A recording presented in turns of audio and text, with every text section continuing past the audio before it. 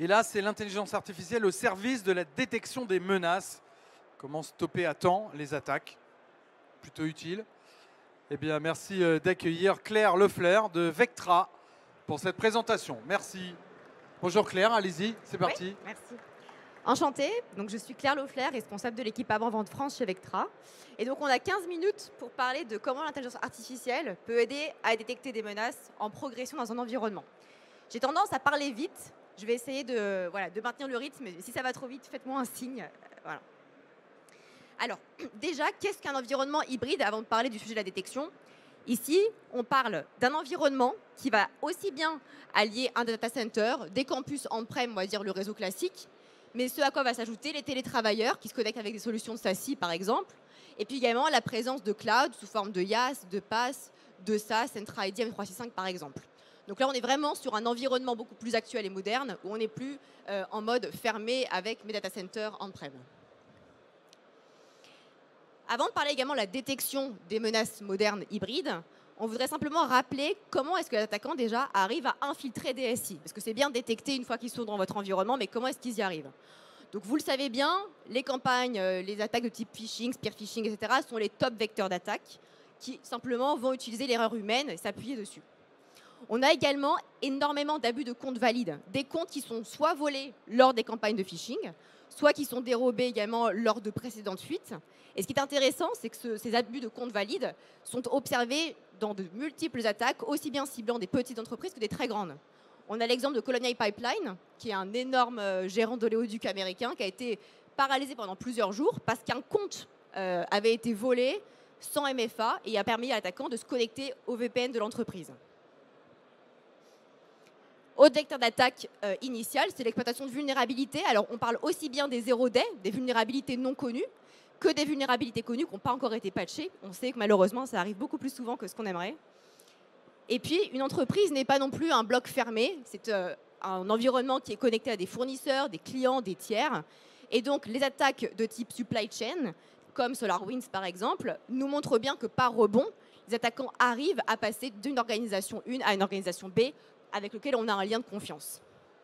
Et puis enfin, si ce n'était pas suffisant, on a les exemples d'attaques de type insider threat. Nos employés, on essaie de les garder heureux, contents, mais parfois il y a des personnes qui sont malveillantes ou qui sont simplement payées par un attaquant pour pouvoir donner des informations ou cliquer sur un lien. Donc insider threat, ce sont des personnes qui ont des comptes et des accès valides qui vont être exploités par des cyberattaquants. Alors pourquoi est-ce qu'on parle de tout ça? C'est pour rappeler qu'une cyberattaque peut finalement avoir une première phase de multiples sortes que ce soit. On a des solutions de prévention qui existent, qui ont pour objectif d'éviter que l'attaque entre dans votre environnement, mais malheureusement, il n'y a pas de prévention parfaite à 100%.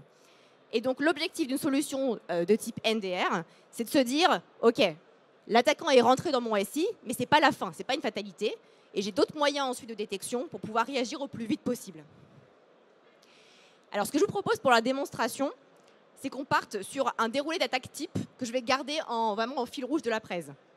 L'attaque démarre ici par un email de phishing qui passe et qui permet derrière à l'attaquant de lancer une backdoor, c'est-à-dire un canal de communication entre la machine victime compromise et l'attaquant externe qui va opérer manuellement ensuite. Ensuite, l'attaquant fait les choses habituelles, c'est-à-dire qu'il va essayer de capturer les identifiants locaux sur la machine victime. Il va ensuite faire son travail de reconnaissance sur la machine, à qui elle appartient, quelles sont les étapes de routage, quels sont mes antivirus locaux, etc. Et puis ensuite vient la phase plus intéressante de propagation sur le réseau. Je veux savoir dans quel réseau je me situe, quels sont les domaines contrôleurs, quels sont mes serveurs de fichiers intéressants, etc. Et ensuite, évidemment, une fois que j'ai compris où je suis et ce qui m'intéresse, je vais me déplacer latéralement avec la phase de pivot. Okay. Et puis enfin, là, on a plusieurs options pour l'attaquant. On peut avoir ce que font parfois les ransom ops, c'est-à-dire qu'ils font de l'exfiltration plus du ransomware pour faire doublement mal. Ou alors, ils peuvent aussi essayer d'exploiter la totalité de la surface d'attaque. Donc, par exemple, si mon entreprise est également dans le cloud, je peux très bien avoir un attaquant qui va pivoter dans le cloud en utilisant les identifiants volés dans le réseau pour ensuite se connecter, par exemple, sur Entra ID M365. Okay. Donc là, ce que je vous propose, c'est de comprendre un petit peu comment, lorsque mes email security gateway, lorsque mes EDR ont été bypassés, comment est-ce qu'on va pouvoir identifier les phases de l'attaque qui s'en suivent. On le sait, les EDR peuvent être bypassés, toutes les machines n'en ont pas, Il y a des outils qui sont proposés sur le marché, EDR Silencer, EDR Kill Shifter, qui ont pour objectif de contourner plein de vendors, qui sont des outils parfois directement disponibles. Alors maintenant, je vous promets, je vais parler d'IA.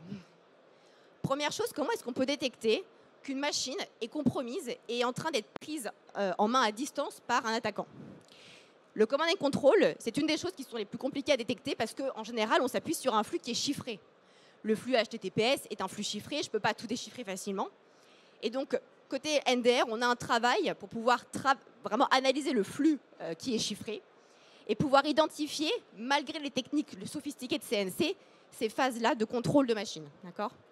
Les attaquants, parfois, vont utiliser des plateformes cloud qui sont légitimes d'extérieur, vont mettre en place des systèmes de jitter qui vont être variables pour rendre la détection plus compliquée. Et donc là, on a besoin de l'IA pour nous aider. Comment est-ce qu'on détecte un command and control? Ce n'est pas simplement d'identifier que j'ai du beaconing entre une machine interne potentiellement victime et un domaine externe. Parce que le beaconing, j'ai plein de choses qui vont en faire. Mes EDR vont en faire, des trackers vont en faire, des applications qui se mettent à jour vont en faire. Un command and control, c'est quoi? C'est un attaquant qui envoie des commandes via son canal et qui attend ensuite la réponse, parfois avec un délai qui va être variable, encore une fois parce que les attaquants veulent rendre la détection compliquée. Pour détecter ça, côté Vectra, on utilise par exemple des réseaux neuronaux long short-term memory qui vont justement s'appuyer sur des échantillons énormes de données pour identifier le trafic bénin et le trafic malin.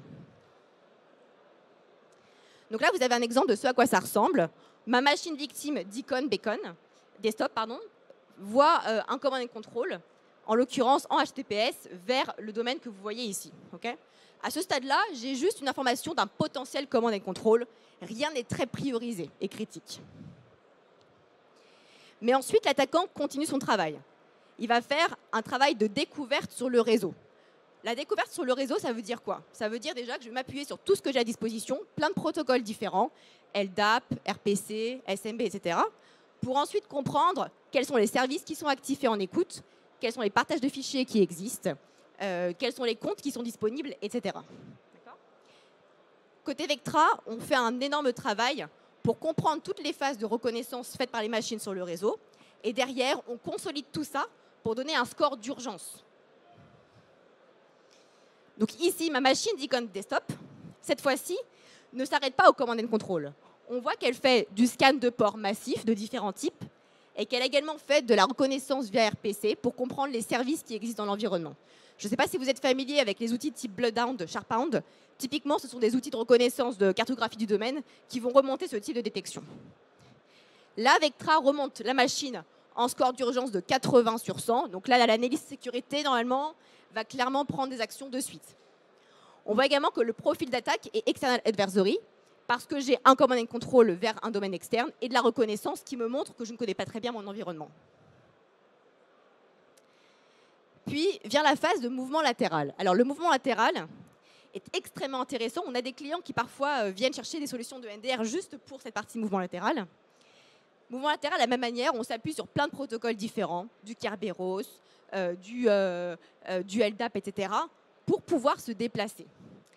Typiquement, en différents types de mouvements latéral, je vais avoir de l'abus de compte, je vais avoir de l'utilisation de RPC pour lancer des services à distance, par exemple, des techniques type DC Sync, etc. Okay.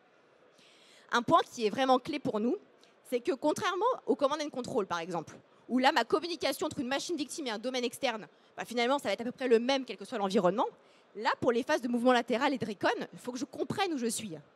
Toutes les machines, tous les comptes n'ont pas le même usage, et je dois comprendre quels sont les usages habituels et ceux qui sont vraiment suspects. Donc, on a un énorme travail qu'on fait, notamment avec des modèles d'IA qui sont basés sur du clustering, pour comprendre quel est l'usage de mes comptes sur telle machine pour se connecter à tel service, et pour alerter quand on voit une déviance qui, en plus, impacte peut-être un des éléments qui sont à haut privilège. Enfin, un point essentiel, j'en ai pas parlé jusqu'à présent, mais c'est qu'une solution de NDR, alors NDR c'est Network Detection Response, j'aurais pu commencer par là. Une solution de NDR, on est déployé en fait dans le réseau en profondeur. On va récupérer des copies de trafic réseau sur les core switch et vraiment aussi au plus près des serveurs. On n'est pas simplement en périphérie. Et c'est pour ça, c'est de par notre positionnement dans le réseau, qu'on est extrêmement pertinent pour repérer des mouvements latéraux. Donc là, c'est une démo, on est d'accord. Normalement, on n'attend pas aussi longtemps. Mais donc là, ma machine d'Icon Desktop, elle est clairement scorée à 100 sur 100, donc c'est urgence maximale. Et donc là, je vois qu'après mes phases de command and control et de reconnaissance, là, j'ai des phases de mouvement latéral. Premier mouvement latéral, c'est l'exécution d'un service à distance, par exemple du PSExec ou l'utilisation de schedule task, depuis la machine d'Icon Desktop vers un domaine contrôleur en utilisant le compte Adam Admin. Pour un analyste, c'est super intéressant parce que je comprends maintenant potentiellement que le compte Adam Admin est compromis. Et deuxièmement, je comprends que le DC est une deuxième cible qu'il faut que j'aille vite analyser de mon côté. Deuxième détection, c'est la privilège anomalie. Cette détection-là, elle vient m'alerter sur le fait que le compte Adam Admin a été utilisé depuis la machine d'Icon pour accéder à un service de partage de fichiers qui n'est pas habituel non plus. Donc là, la connexion du compte sur la machine m'alerte ici. Enfin, les dernières phases, c'est le mouvement de pivot sur le cloud. Donc ici, on peut tout à fait imaginer que l'attaquant a réussi sur une machine du réseau à voler un token d'authentification et à le rejouer pour se connecter sur Entra ID M365. La solution de Vectra propose non seulement d'analyser les trafics réseau, mais aussi les logs du cloud, donc des logs de Entra ID M365, mais aussi des logs, par exemple CloudTrail AWS ou des logs ressources activités de Azure. Notre objectif, c'est que les analystes n'aient pas 1000 consoles. C'est qu'ils aient une console qui me dise les activités suspectes de mes comptes sur le réseau, sur le cloud, IaaS, PaaS ou SaaS. Les attaquants ne vont pas avoir non plus des solutions en silo, donc il faut que les analystes aient la même chose. Enfin, on donne la possibilité sur la console d'avoir à la fois les détections qui remontent avec un bon score de priorité et également l'accès à toutes les informations d'activité réseau et à tous les logs pour l'investigation post-mortem. Donc concrètement, si je regarde cette fois-ci d'un point de vue de l'identité, le compte Adam Admin qui faisait des choses quand même super étranges sur ma machine d'Icon Desktop qu'on a vu. Donc là, j'avais une détection côté réseau, c'est la petite maison. Et je vois également que ce même compte est ensuite utilisé sur la partie Entra ID M365 avec des connexions suspectes, des usages suspects de Copilot for M365, de la manipulation également de Inbox Rule, etc. Donc encore une fois, objectif, donner une vue centralisée de toutes les activités suspectes de mes identités. Pour résumer, l'IA, ce n'est pas là pour remplacer les analystes, évidemment. On veut être une aide au quotidien pour eux, pour premièrement voir les menaces qui sont inconnues, que je ne peux pas avoir avec des signatures, et deuxièmement également pour ensuite avoir un niveau d'adaptation, de learning et une priorisation efficace. L'objectif, c'est de vous donner des détections embarquées qui fonctionnent sur des TTP connus du Mitre Attack pour libérer du temps aux analystes pour créer eux-mêmes leur custom model. Parce qu'il y a des choses qui sont propres à vos environnements qu'on n'aura pas nous embarquées et que vous pourrez créer ensuite sur nos métadonnées ou dans votre SIEM. Et puis enfin, avoir une couverture complète et unifiée de l'ensemble des menaces qui existent dans l'environnement, puisqu'on le sait, les environnements maintenant ne sont plus simplement du on-prem, mais sont hybrides. Alors maintenant, j'ai une petite proposition à vous faire.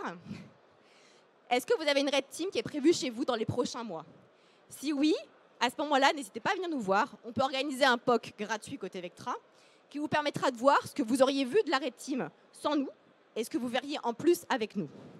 Si vous n'avez pas de Red Team prévue, j'ai quand même une option à vous proposer. On peut vous faire une simulation d'attaque dans vos environnements. Alors, c'est une simulation qui n'a pas prétention à être une Red Team. C'est vraiment une simulation simple sur 3 jours qui vous permet également d'évaluer la pertinence d'une solution NDR.